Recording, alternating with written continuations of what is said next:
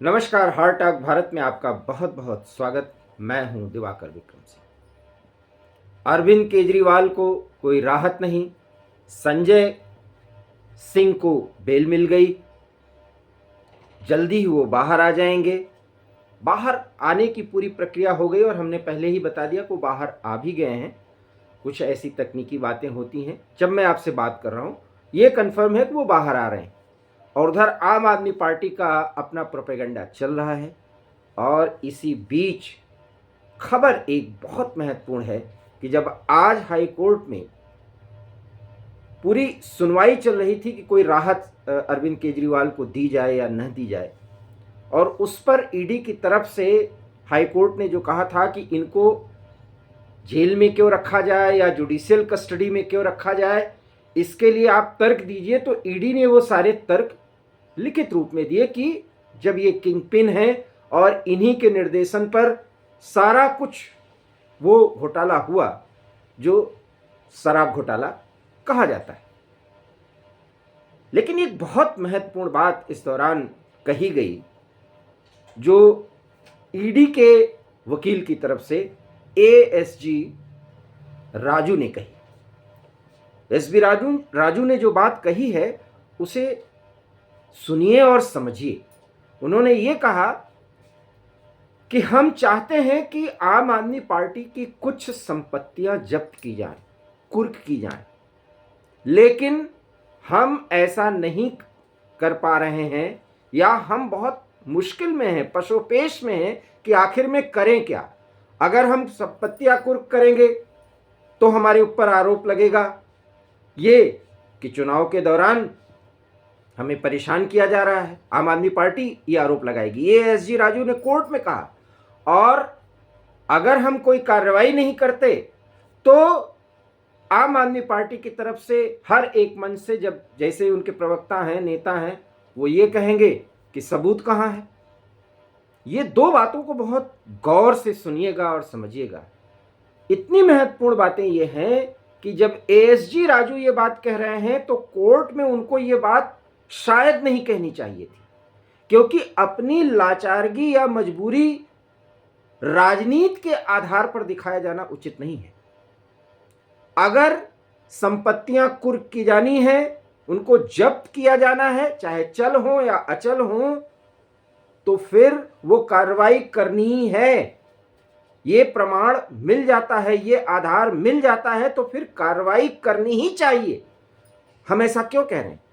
क्योंकि राजनीति में आम आदमी पार्टी अपने राजनीतिक प्रोपेगेंडा के तहत क्या कहेगी क्या नहीं कहेगी, इससे क्या मतलब ईडी को।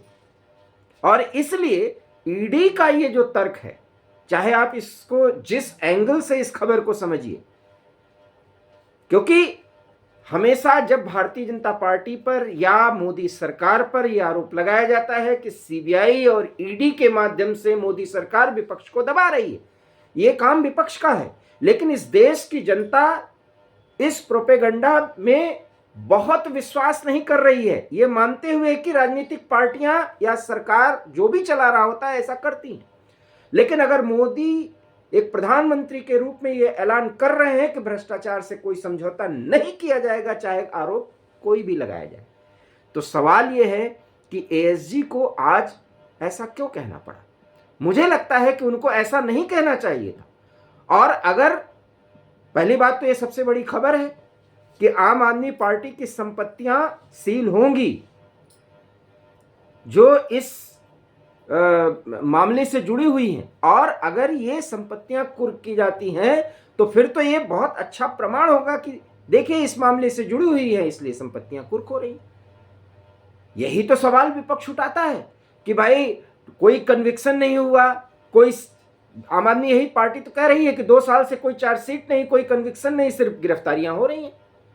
लेकिन आम आदमी पार्टी ये तो विपक्ष के नेता के तौर पर जनता की सहानुभूति हासिल करने के लिए कहेगी। सवाल यह है कि जो कानून को जानते हैं, समझते हैं, और मैं बार बार ये कहता हूं कि अगर कोई ये बात कह रहा हो तो बहुत आधार है उसके पीछे। एक तो अपने जर्नलिज्म के कैरियर में मैंने लीगल मैटर्स पर ज़्यादातर रिपोर्टिंग भी की है शुरुआती दौर में, और साथ ही साथ मैं इन मामलों को बहुत अच्छी तरह से जानता या समझता हूं। इसलिए मैं इस आधार पर कह सकता हूं कि कानून तो न्याय की दृष्टिकोण से अपना काम करेगा ना, उसमें इस तरह की दलील एस राजू को नहीं देनी चाहिए थी। अगर वो ऐसा दलील देते हैं तो फिर ये माना जाएगा कि राजनीति के तहत ही सब किया जा रहा है। क्योंकि अगर ये प्रमाण है और ये सबसे बड़ी खबर है कि संपत्ति कुर्क की जानी है, दैट मीन्स कि अब बिल्कुल क्लियर है कि इस मामले में कहीं ना कहीं तार बिल्कुल जुड़ चुके हैं। और प्रधानमंत्री सहित सरकार की तरफ से यह दावा किया जाता है कि इतनी संपत्तियां, अब तक जो कार्रवाई पिछले 10 सालों में हुई हैं, लाखों करोड़ों की संपत्तियां जो हैं वो जब्त की गई हैं। और भ्रष्टाचार के तहत अगर ये कार्रवाई होती है तो हमें इसका स्वागत किया जाना चाहिए। और ये हमारे न्यायतंत्र में एक ऐसा व्यवस्था में, प्रावधानों में ऐसी कमियां हैं कि किसी भी कन्विक्शन की जो रेट का दर जो है वो इतनी जल्दी हाई अप में नहीं जा सकता, क्योंकि उसके प्रोसेस होते हैं। तो अभी यही तो कह रहे हैं केजरीवाल की तरफ से या उनके लोग कहे जा रहे हैं कि कन्विक्शन नहीं है, कोई कुछ नहीं है, बस सिर्फ जेल में डाला जा रहा है। अरे भाई, अभी तो पूछताछ का दौर चल रहा है। केजरीवाल जी ने कितने दिमाग से ये पूरा खेल खेला है और बहुत साफ है। देखिए, अगर वो एक बहुत कुछ झेला जा रहा है उनको, अदरवाइज तो अगर केजरीवाल थोड़ा सामान्य व्यक्ति होते ना तो सब कुछ उगल दिए होते। अभी तक जो फोन उनसे जब्त किया गया है उसका पासवर्ड उन्होंने नहीं दिया है, कितनी बातें उसमें हैं। और जो फोन जब कांड किया गया वो सब गायब है, तब वो भूल जाते हैं। और मैं बार बार कहता हूं कि वो गजनी के आमिर खान की तरह, उनको कुछ याद ही नहीं रहता। तो कानून को जानने समझने वाले ये जो नौटंकी की जा रही है वो सब समझते हैं।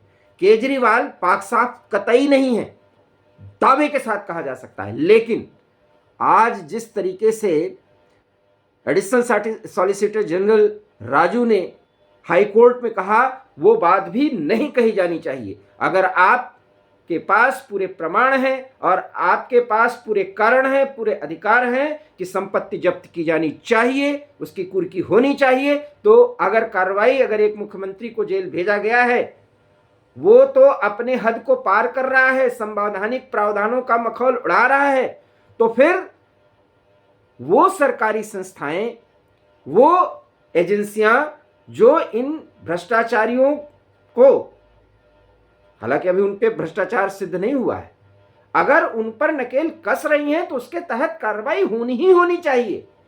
और तब वो लोग खुश होंगे जो वास्तव में इस देश को भ्रष्टाचार मुक्त देखना चाहते हैं, क्योंकि इस देश की सबसे बड़ी समस्या है भ्रष्टाचार। और तीसरी बार का ये जो चुनाव, माफ करिएगा, ये मोदी सरकार के 10 साल के बाद, 2 टर्म के बाद जब तीसरा ये टर्म जिस पर मोदी दावा कर रहे हैं कि वो फिर से सरकार बनाएंगे और अगले 100 दिन की बात कर रहे हैं, तो मुद्दा भ्रष्टाचार ही है। और देखिएगा 1 जून तक भ्रष्टाचार, राष्ट्रवाद और देश विरोधी ताकतें बनाम राष्ट्रवादियों के बीच ही ये संघर्ष होने जा रहा है। और इसीलिए हम कह रहे हैं कि आज अरविंद केजरीवाल को राहत मिली या नहीं मिली, ये खबर के लिए खबर हो सकती है, राहत मिलनी ही नहीं है। संजय सिंह जमानत से बाहर आएंगे तो क्या करेंगे, हमने इसके पहले वीडियो में आपको बता भी दिया है, और क्या नहीं कर पाएंगे ये भी बता दिया। लेकिन अगर आज के हाई कोर्ट की सुनवाई में ये बात साफ होती है और ये कहा जा रहा है, तो संकेत को समझिए कि आम आदमी पार्टी जो शुचिता और भ्रष्टाचार को खत्म करने के नारे के साथ आई, उसका ऊपर से लेकर के नीचे तक हाई कमांड पर जो रडार पर रहते हैं वो नेता किस तरीके से घोटालों में लिप्त रहे। ऐसे में अगर कार्रवाई की बात वो कोर्ट के सामने अपनी मजबूरी जता रहे थे, तो अब मजबूरी का समय नहीं है, ईडी को कार्रवाई करनी होगी। और अगर जरूरी है तो संपत्ति जब्त की ही जानी चाहिए, क्योंकि आरोप तो ये लगेगा ही कि ईडी तो मोदी सरकार के इशारे पे काम कर रही है। इसलिए इन बातों से क्या मतलब, ईडी को अगर संपत्ति कुर्क किया जाना है तो वो कुर्क किया जाना चाहिए। हमारे इस बात से अगर आप सहमत हो तो इस वीडियो को लाइक करिए, शेयर करिए और हमारे चैनल हार्ट टॉक इंडिया को प्लीज सब्सक्राइब करिए। बहुत बहुत धन्यवाद।